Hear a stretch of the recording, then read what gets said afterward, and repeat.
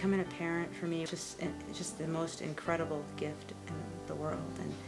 And from the moment Ben was born, it just changed immediately. We became a family.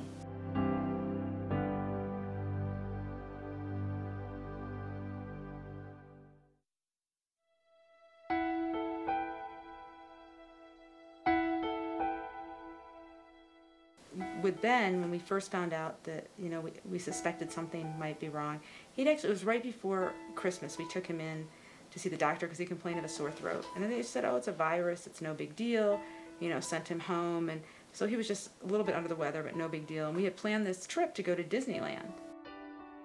We stayed in the resort there, and we're going out on the rides. We go out on the rides, and it's kind of strange because Ben doesn't want to go on the rides.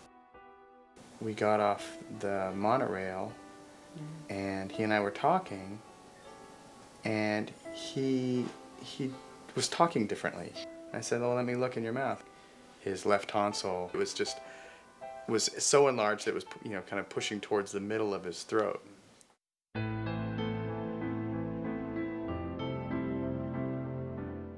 We went in, and the doctor told us he had Burkitt's lymphoma. I'm like, we didn't even know what it was.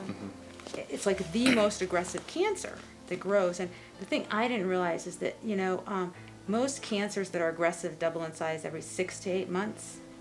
And this one doubles in size every 16 to 24 hours.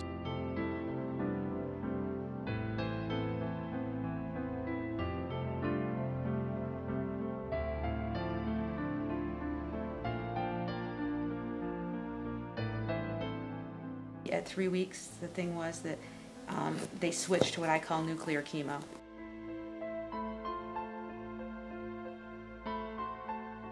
Five days of industrial chemo, nonstop, pump in huge levels of toxicity, way more than an adult would ever see. We had oxygen tanks everywhere. We had suction machines. I had to mix up medications. We had to push our own pain meds. We had to work with hospice. We were, 24/7.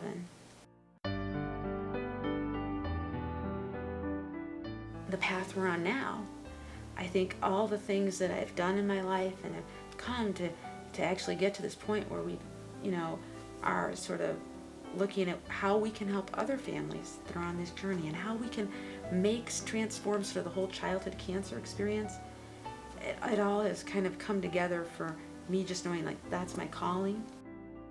I felt the need to really start reaching out for a spiritual connection, a Christian home. Our local Presbyterian church became a source of support, and we started meeting people through this group, through our neighbors, and they started, they would bring us food, or they would be around us, and I have this image in my mind of, like a fishing net. All these little knots were tied together and made a whole fabric out of this. It's a tragedy and a miracle at the same time.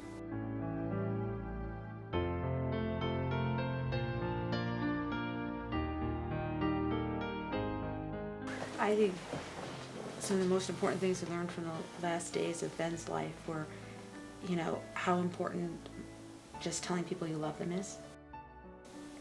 The other thing is that even that person who's going through this, in this case, we needed to release him. That was an interesting lesson for me. We had to tell him that it was okay. He was going to be okay. That God was going to take care of him, and that we were going to be okay. And we were going to be okay. That he, because I think they worry about you too.